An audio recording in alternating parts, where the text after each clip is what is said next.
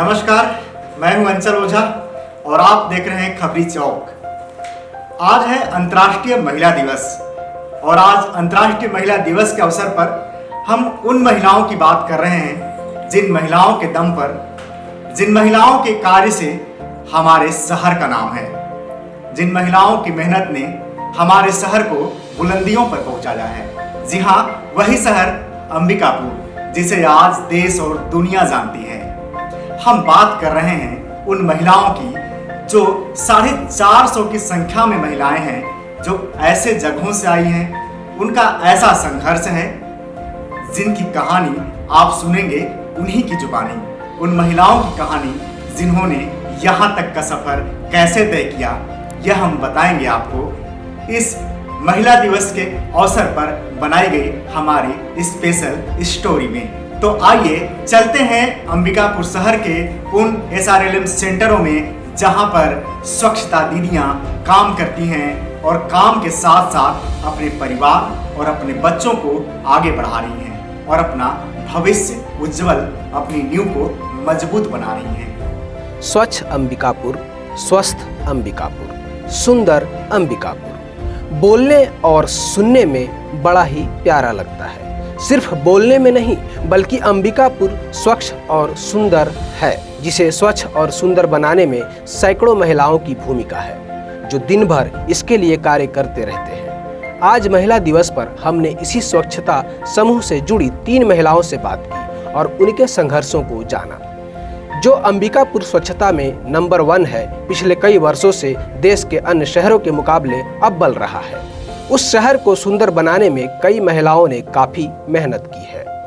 लगभग 450 महिलाओं के स्वच्छता समूह ने, जिन्हें लोग स्वच्छता दीदी के नाम से जानते हैं, घर घर से कचड़े उठाकर एक नया कीर्तिमान स्थापित किया है। ये तो उस शहर की कहानी है जिसे नगर पालिक निगम अंबिकापुर के नाम से जानते हैं।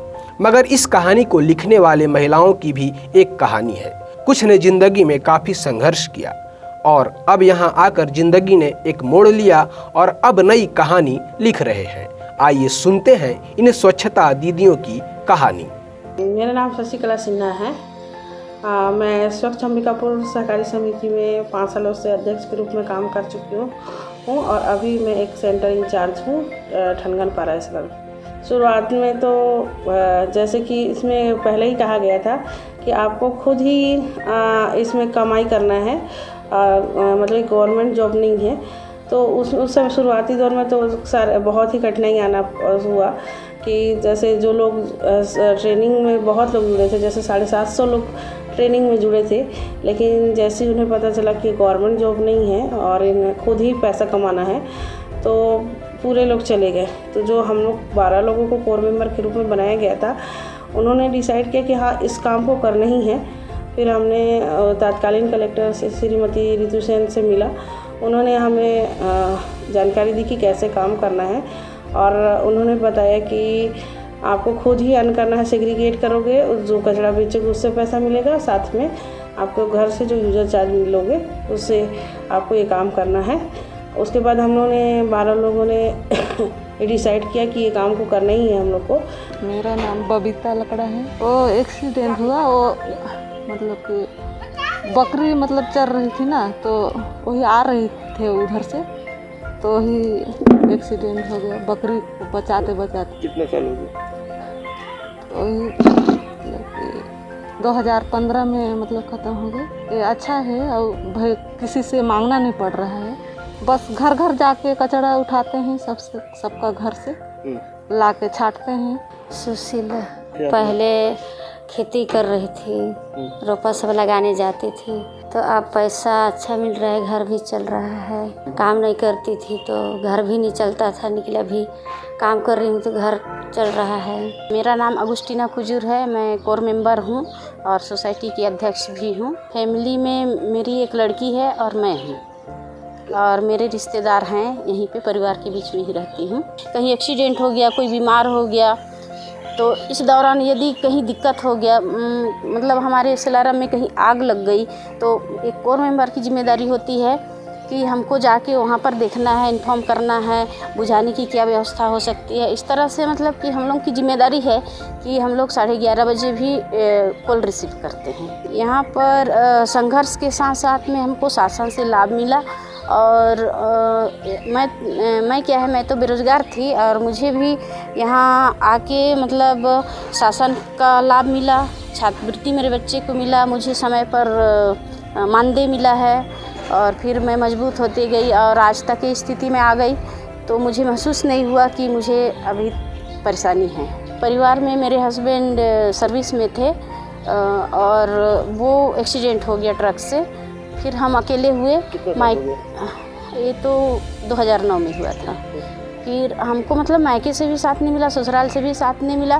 फिर हम सोचे कि हम क्या करें, फिर हम भटकते रहे नौकरी के लिए। फिर यहाँ पर हमने ट्रेनिंग लिया और अभी कहीं मतलब हम लोग को भटकने की ज़रूरत नहीं है। बेटी अभी 10वीं क्लास में है और अभी वो बड़ा ही आदमी बनूंगी बोलती हैं। बेटी तो बोलती है कि इंजीनियर बनूंगी, फिर कभी बच्चों का एक सपना होता है कि प्रधानमंत्री बनूंगी। बस मैं उसको आत्मनिर्भर बनाना चाहती हूँ, वो एक दिन अपने पैर में खड़े हो जाए। अभी ट्रेनिंग हुआ तो मुझे पता चला कि मैं कैसे इस काम को ठीक कर सकती हूँ, इस कचरे को कैसे हटा सकती हूँ। तो फिर उसके बाद हम जब हम लोग इस काम को स्टार्ट किए और जब घरों से कचरा लेना शुरू किए तो क्या हुआ कि जब घरों से कचरा आ रहा है तो ऑब्वियसली कि रोड में नहीं रहेगा, ढेर नहीं बनेगा। और जब जिस जगह पे मैं खुद कचरे का ढेर देखती थी, आज उस जगह खाली है, साफ़ सुथरा है, तो मेरे को अंदर से अपने ऊपर भी थोड़ा सा प्राउड फील होता है कि हाँ कुछ ऐसा किए जिससे आज ये जगह साफ़ सुथरा दिख रहा है। अंबिकापुर शहर अब स्वच्छता के कारण पूरे देश में ही नहीं विदेशों में भी जाने लगा है और इसमें जो मुख्य भूमिका हमारी स्वच्छता दीदियों का है और 450 हमारी स्वच्छता दीदियाँ यहाँ पे इस काम में लगी हुई हैं। डोर टू डोर कलेक्शन से लेके उसे एंड स्टेज पहुँचाने तक।